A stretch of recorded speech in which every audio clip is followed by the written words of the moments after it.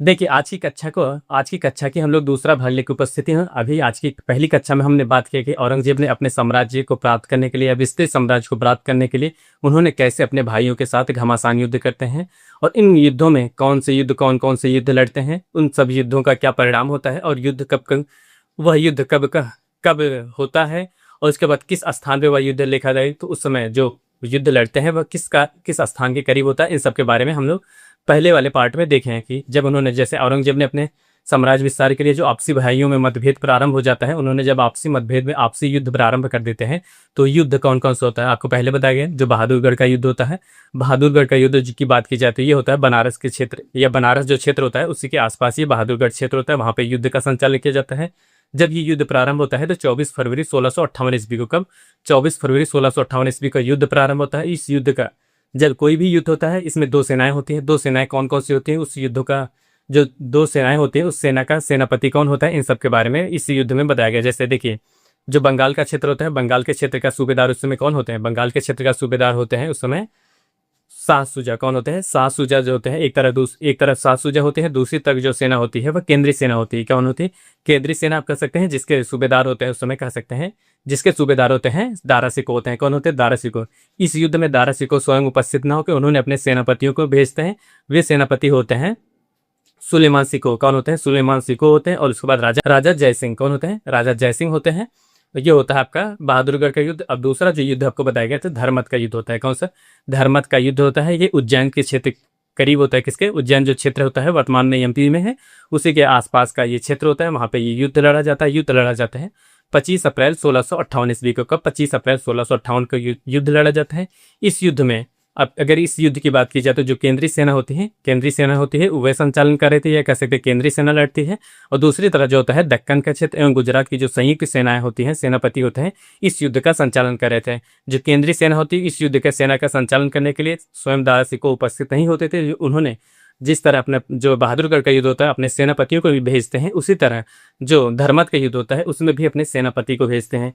सेनापति हैं राजा जसवंत सिंह। कौन होते हैं, राजा जसवंत सिंह होते हैं। दूसरे कासिम खां होते हैं। क्या होता है, राजा जसवंत सिंह और कासिम खां ऐसे सेनापति होते हैं जो इन्होंने जो आपका धर्मत का युद्ध होता है केंद्रीय सेना के रूप में उसका संचालन करते हैं। जबकि जो दक्कन का क्षेत्र और गुजरात के क्षेत्र का सेनापति होते हैं औरंगजेब होते हैं, और दूसरे होते हैं मुराद बख्श होते हैं। ये दोनों कह सकते हैं, दोनों ने इस सेना जो दक्कन और गुजरात का क्षेत्र होता है इसका सेना का संचालन करते हैं। इस युद्ध की बात की जाए तो इसमें जो दक्कन का क्षेत्र होता है और गुजरात का क्षेत्र की संयुक्त सेना होती है वे विजयी होती हैं इस युद्ध में। अब आज का जो हमारा महत्वपूर्ण युद्ध होता है वह होता है सामूगढ़ का युद्ध। कौन होता है, सामूगढ़ का युद्ध होता है। जब युद्ध होगा तो किसी न किसी तारीख से निश्चित होगा कि हाँ इसी दिन से ये युद्ध प्रारंभ होता है। वह तारीख होती है 8 जून 1658 ईस्वी को। कौन, 8 जून 1658 ईस्वी को ये युद्ध होता है। इस युद्ध में अब इस युद्ध में क्या होता है, यही युद्ध आपके लिए सबसे महत्वपूर्ण होगा। अगर आपसे क्वेश्चन बनने के चांस है यहीं से बनेंगे। जो सामूगढ़ का युद्ध होता है इसमें जो केंद्रीय सेना के सेनापति होते हैं या सूबेदार होते हैं वह स्वयं इस युद्ध में उपस्थित होते हैं या इस युद्ध का संचालन करते हैं। जो होता है केंद्रीय सेना के रूप में दारा सिकोह स्वयं उपस्थित होते हैं। और दूसरी तरफ आपको पहले बताया गया जो दक्कन और गुजरात की जो सेनाएं होती हैं ये दोनों क्षेत्र की सेनाएं आपस में संयुक्त सेनाएं थी। इन दोनों ने केंद्रीय सेना और दक्कन और गुजरात क्षेत्र की दोनों सेनाएं आपस में, इन दोनों से ही ये युद्ध प्रारंभ होता है। कौन सा होता है, सामूगढ़ का युद्ध। यहाँ पे लिखिएगा जो होता है आज की कक्षा का पहला युद्ध कौन सा है, सामूगढ़ का युद्ध। सामूगढ़ का सामूगढ़ का युद्ध क्या होता है, सामूगढ़ का युद्ध होता है। आपको पहले बताया गया ये युद्ध किसी न किसी डेट को होगा 8 जून 1658 ईस्वी को होता है। क्या होता है, यहाँ पे लिखिएगा 8 जून 1658 ईस्वी को। अब कोई युद्ध होता है, युद्ध में दो सेनाएं सामने होती हैं। क्या होती है, यहाँ पे लिखे केंद्रीय सेना जो होती है, एक तरफ केंद्रीय सेना और इस सेना का सेनापति कौन होते हैं, यहाँ पे लिखेगा सेनापति होते हैं दारा सिकोह। कौन होते हैं, दारा सिकोह। अभी तक जितने भी युद्ध होते हैं क्या होता है, अभी तक जितने भी युद्ध होते हैं उसमें केंद्रीय सेना के तरफ से केंद्रीय सेनापति जो दारा सिकोह होते हैं उन्होंने अपने सेनापति को भेजते हैं। क्या होता है, सेनापति को भेजते हैं। इसमें अभी तक जितने भी युद्ध होते हैं उसमें दारा सिकोह ने अपने सेनापति को भेजते हैं। लेकिन ये एक ऐसा युद्ध होता है जिसमें दारा सिकोह स्वयं उपस्थित होते हैं। क्या होता है, इस युद्ध में जो सामूगढ़ का युद्ध होता है उसमें दारा सिकोह स्वयं उपस्थित होते हैं। और दूसरी तरफ होते हैं दक्कन एवं गुजरात के। और इधर के जो सेनापति होते हैं कौन होते हैं, औरंगजेब और होते हैं मुराद बख्श। क्या होता है, ये जो दक्कन का क्षेत्र होता है, औरंगजेब और मुराद बख्श इस क्षेत्र का कह सकते हैं या इस सेना का संचालन कर रहे थे। क्या होता है, इस सेना का संचालन कर रहे थे। इसमें जो ये क्षेत्र होता है ये विजयी होते हैं, कह सकते हैं ये विजयी होते हैं। ये विजयी होते हैं। जो दारा सिकोह होते हैं ये पराजित होते हैं। क्या होता है, दारा सिकोह ये पराजित होते हैं। और इसी युद्ध में जो दारा सिकोह होते हैं इनके भाग्य का फैसला भी होता है। क्या होता है, इसी युद्ध में लिख देते हैं, इसी युद्ध में इनके भाग्य का फैसला होता है। फैसला होता है, ये याद रखिए। क्या होता है, जो दारा सिकोह होता है एक ऐसा युद्ध, पहला युद्ध होता है जिसमें ये स्वयं उपस्थित होता है। इसी वजह से जो सामूगढ़ का युद्ध होता है, सामूगढ़ का युद्ध काफी महत्वपूर्ण होता है। और इसके बाद जब इन्होंने जो दक्कन कह सकते हैं औरंगजेब और मुराद बख्श होते हैं, इन्होंने विजय जब प्राप्त कर लेते हैं, विजय प्राप्त करने के बाद जो केंद्रीय सेना होती है, कह सकते हैं केंद्रीय जो क्षेत्र होता है, पंजाब का क्षेत्र होता है, उस क्षेत्र पे आगरा और दिल्ली पे किसका अधिकार हो जाएगा, आगरा और दिल्ली पे औरंगजेब का अधिकार हो जाएगा। यहाँ पे लिखेगा, यहाँ भी इन्हीं के सामने लिख दीजिएगा, आगरा एवं दिल्ली क्षेत्र पे, दिल्ली क्षेत्र पर अधिकार। क्या होता है, जो आगरा और दिल्ली क्षेत्र होता है, सामूगढ़ के युद्ध के बाद औरंगजेब उस क्षेत्र पे अपना अधिकार कर लेते हैं। क्या होता है, जो सामूगढ़ का युद्ध होता है 8 जून 1658 ईस्वी को युद्ध होता है। उस युद्ध में जो केंद्रीय सेना होती है वो पराजित होती है। पराजित होने के पश्चात जो औरंगजेब होते हैं, औरंगजेब ने आगरा का क्षेत्र होता है और दिल्ली के क्षेत्र होता है उस पर अधिकार कर लेते हैं। ये होता है आपको। उसके बाद उन्होंने पहली बार, जो औरंगजेब होते हैं उन्होंने अपनी पहली बार अपने राज्याभिषेक कराते हैं इसी वर्ष। क्या होता है, औरंगजेब अपनी पहली बार राज्याभिषेक कराते हैं। औरंगजेब की अगर संपूर्ण काल की बात की जाए, जब उन्होंने एक सशक्त शासक या कह सकते हैं सुदृढ़ शासक की स्थापना करते हैं, शासन की स्थापना करते हैं, उन्होंने अपने शासनकाल में 2 बार अपने आप को राजा या कह सकते हैं सेना, जो राजा होते हैं अपने आप को घोषित करते हैं। पहली बार उन्होंने कब घोषित करते हैं, औरंगजेब ने अपने आप को पहली बार सम्राट कब घोषित करते हैं, जो सामूगढ़ का युद्ध होता है, सामूगढ़ के युद्ध के पश्चात उन्होंने अपने आप को सम्राट घोषित करते हैं, अपना राज्याभिषेक कराते हैं, कह सकते हैं। पहली बार राज्याभिषेक कब कराते हैं, सामूगढ़ के युद्ध के बाद कराते हैं, ये याद रखिएगा। देखिए क्या होता है, इसी के बाद कब होता है इनका राज्याभिषेक। देखिए औरंगजेब पहली बार राज्याभिषेक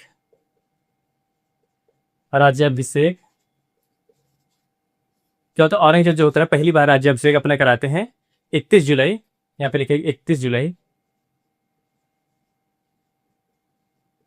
1658 ईस्वी को। कहाँ पे करवाते हैं, दिल्ली में।